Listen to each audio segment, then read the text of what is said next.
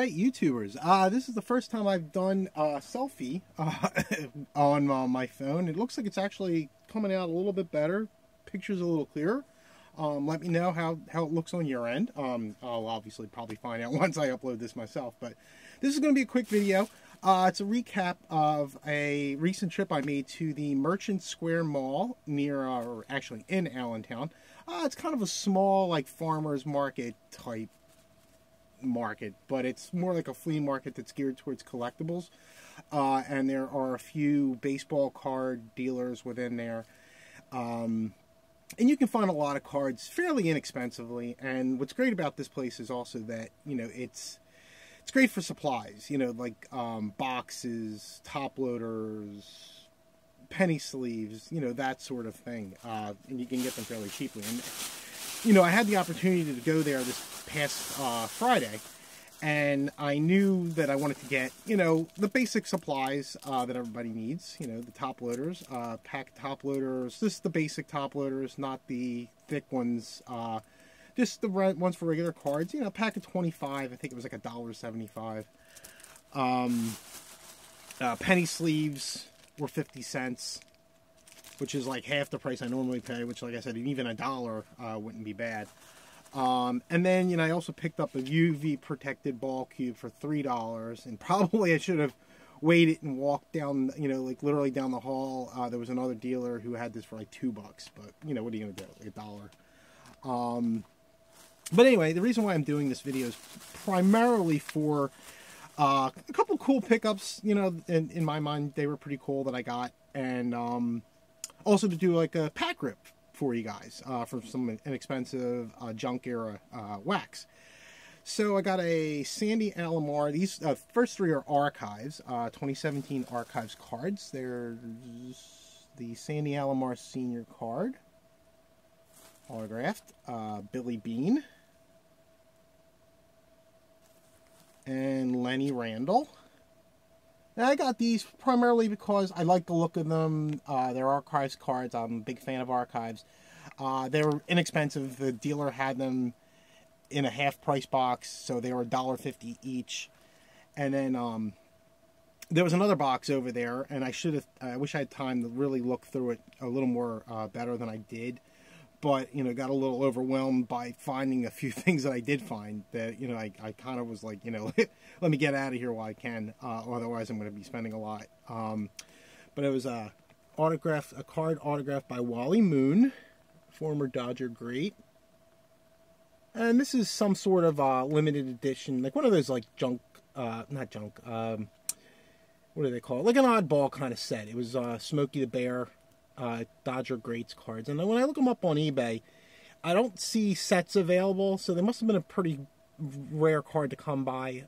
Most of these cards go for about $3 each, so I paid $1, and it's already signed by Wally. I meant to get a Wally Moon card at some point and send it off to him because he's 85, and you know he does sign through the mail.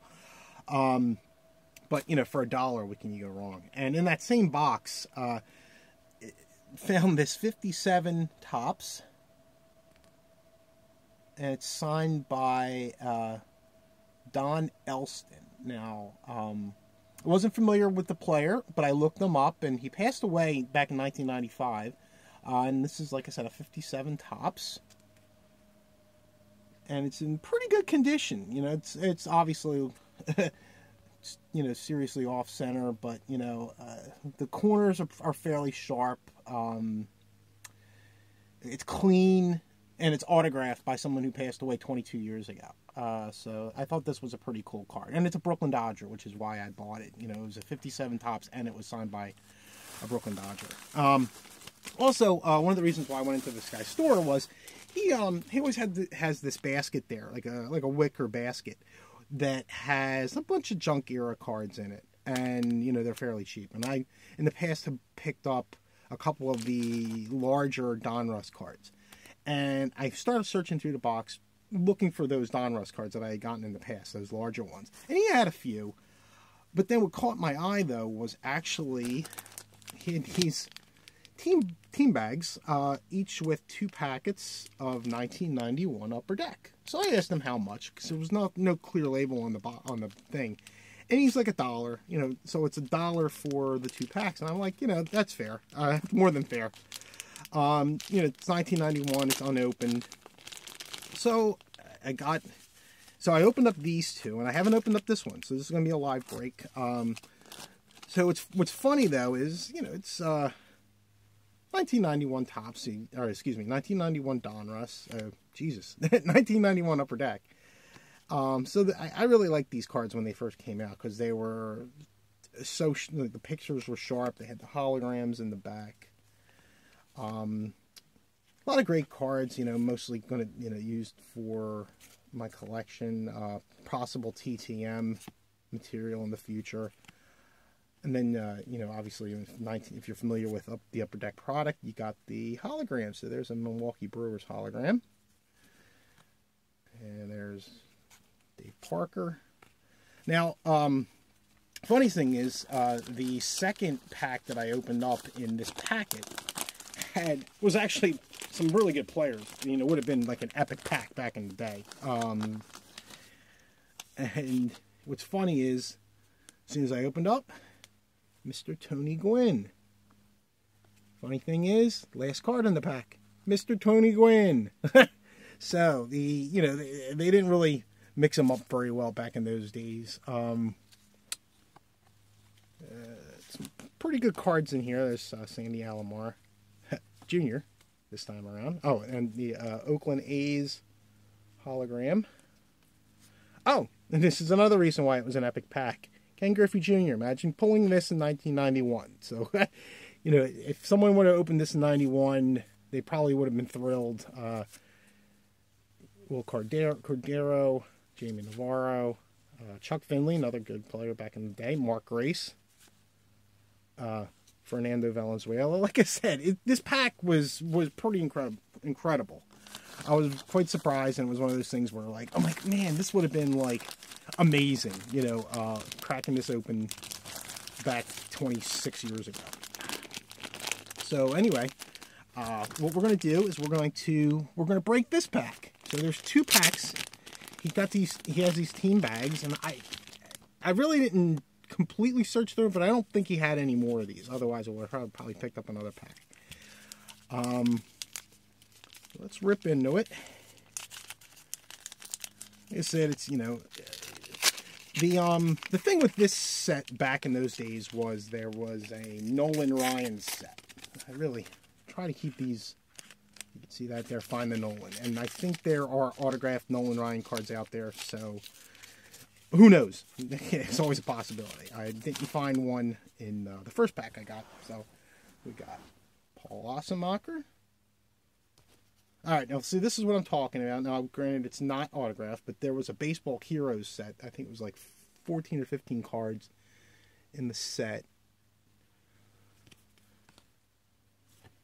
Jeff King. That's Kelly Gruber. Now, what was cool about these also was they had this great illustration of a player, and it was the team checklist card. And the only thing I didn't like about team checklist, I mean, team checklist cards are great, but you know, the teams were never in order. So I know some tops or whatever, some distributors or marketers did it, but you know, there'd be numbers all over the place. Oh, another Brewers. I swear, I think this is probably like the 3rd or 4th Brewers hologram I have. Luis Aquino. Kerry Scott. It's funny, like, you pull these prospect cards, and they were highly sought after back in the day. You know, guys like Kevin Maas and Brian Taylor and Rafael Palmeiro. They were the rookie cards in the Brett Saberhagen. That's a good one. Back in the day, Sandberg, Rhino, nice, good for TTM. Wild thing, Mitch Williams in his Cubs uniform. There's Donnie Baseball. Ozzie Gann, Gary Pettis, and Rafael Valdez. Alright, so let's crack open this last pack. Hopefully we can pull that Ryan auto. Wouldn't that be epic? Especially for, you know, the 50 cents I spent on the packet. We got Rafael Valdez again. Stan Javier. Don Paul, another former Philly. Mike Greenwell. And our hologram card is, hey, the Braves. Not sure if you can see that. Lance Parrish. Alan Anderson, I believe. John Eriks. Rick Sutcliffe. Kevin Tapani. He's another good TTMer. He has a really good autograph, too, if you ever get him. Tony Phillips. Eckersley is a great one. Barry Larkin. Paul Molitor. A couple Hall of Famers in a row there. Craig Lefferts. And finally, Brian Holzman. All right. Well, hope everybody liked the 1991 Upper Deck break. Comment below. Have a great day, guys.